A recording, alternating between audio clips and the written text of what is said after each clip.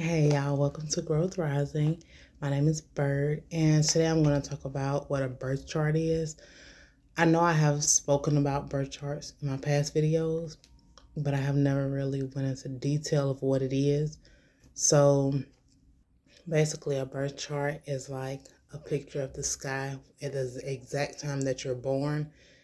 And for a lot of things, you can mostly get like where Mercury or Uranus or whatever, or definitely the sun. You can see where all of that is on your, like just by knowing the day that you were born. But let's say Mercury just entered into a new sign, or like the moon, because the moon changes signs every like 2 to 3 days. It's because it's moving very frequently. So that's the reason why with your birth chart, you need the day, the time, and the place that you were born, because based on where you were born in the world will also determine how your chart looks. So let's say, well, you know what? Let me get my little chart out. Here we go. Okay. So like last time, this right here's the rising sign. And let's say this person was born in um November. There would most likely either be a Scorpio or a Sagittarius. And so we're just going to say they're a Scorpio for the sake of saying they're a Scorpio. So their sun would be right here within the Scorpio region. But their rising sign could still be an Aries. And that's because of the time that they were born. Is basically like what sign was rising at the time that they were born. Because the signs change about every 2 hours. So that's why whenever you get the time that you were born, it also let you know your rising sign. Some people's rising sign is the same as their sun sign, but not everybody's. Like there's like a 1 in 12 chance basically that your rising sign and sun sign are the same. And like the moon is something that moves very frequently, but of course like the social planets and the transpersonal planets, they move a lot slower. And let's say if you're born like March 22nd, and it depends, like let's say the sun moves into Aries on March 22nd, it moved there like at 2 o'clock in the morning. If you were born at like 1 o'clock that morning, you're still technically a Pisces. So your rising sign could be Aries, but that's just showing how important the birth chart is. And the birth chart, it does help with a lot of stuff. Like it shows the different houses, because there are 12 houses, which I think that you might have been able to see, but there are 12 houses in astrology. Well, in your birth chart. Let me change that. There are 12 houses in your birth chart, one basically for each sign. And like when you find your birth chart, most likely, like if you Google birth chart or find my birth chart, you'll be able to get your birth chart, but most likely the default setting will be set to Placidus. And so you'll still have like your planet in certain signs. It'll just be, it won't be as clear cut as what I just showed you, because that's more like the whole house system or the equal system. But yeah, with your birth chart, you'll have different planets basically around the circle, and it'll kind of give you more of a feel of why there are certain things that you might do or don't do, or that you might like or don't like. Which, just a little example about me, me and my older sister grew up in the same household, but yet we had a lot of differences. Same exact parents, same household, just like 3 years apart. Not a lot different. Went to several of the same schools. It's just that there are certain things that she might have liked that I am not necessarily as crazy about, and vice versa. And so when I first started looking into our birth charts, and yes, she did give me permission to look into hers.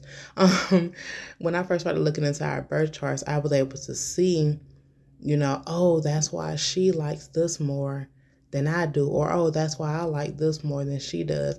It's basically like your birth chart is just showing you a mirror of yourself. And so that's just kind of something that you can find out whenever you start to actually look into your birth chart. And if you're anything like me, this will open a whole new door for everything. Because I've been looking up, people who give me permission. I do look into their charts and let them know, like, oh, well, this is a good chance of X, Y, and Z. And they'll be like, oh, wow, that's really true. And excuse me, I'm the type of person that if something doesn't really fit right, I don't continue to look into it. But with these birth charts, they have been pretty spot on like majority of the time. And also with some stuff in your birth chart, like, Saturn is kind of like the teacher or the father figure.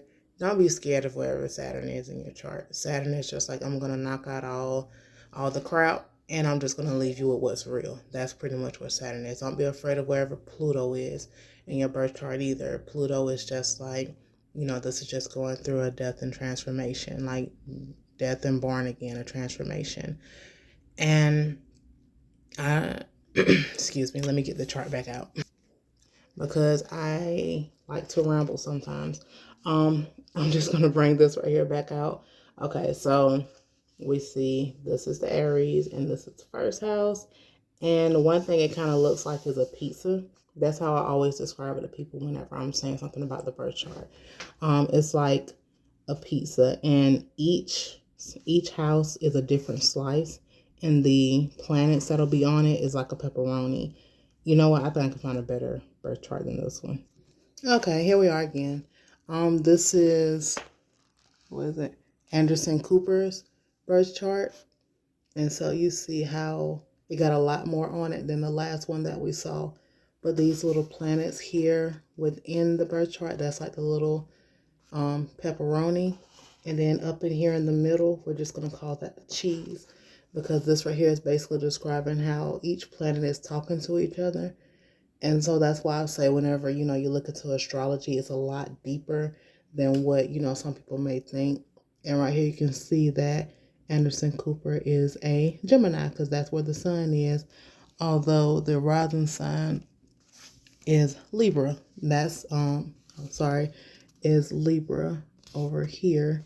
So you can see that just because your sun is in one place doesn't mean that your rising sign will also be that same exact thing.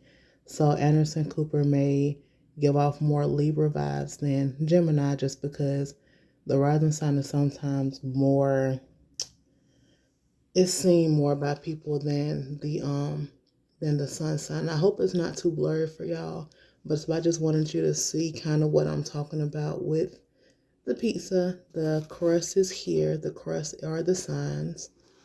The slices of the actual pizza are the houses. You'll see the number of the houses right here. And this part right here, we're just going to call that the cheese, even though we know that pizza doesn't have just cheese in the middle, it's all over. But just to kind of give like, I don't know, we're going to call this the Parmesan cheese that you add on top because it's just showing how each planet are speaking to one another.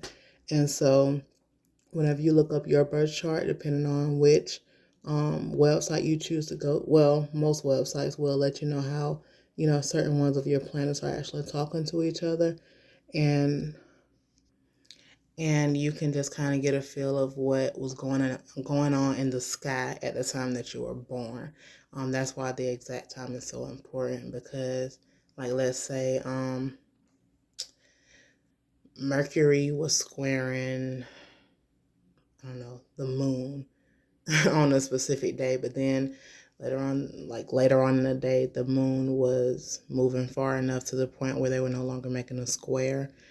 Then, you'll want to see the specific time that you were born because maybe you were born while Mercury and the moon were squaring each other, or maybe you weren't. So that is just something good to know. And I'll probably also get more into like what the square and trine and sextile and all of that means. But I just wanted to give like a little brief overview of what a birth chart is. And I hope that I did explain that well because I kind of feel like I was all over the place, which I feel like sometimes because I didn't take any specific notes this time around. But some people usually just get it. I know I've heard certain astrologers say that some people just get it and some people just don't. So I hope that I explained it well enough so that you can get it and that you can understand it. But if you don't understand it, please just comment or, let me know what was it that I could probably be clearer on. And you know what? Have a nice day.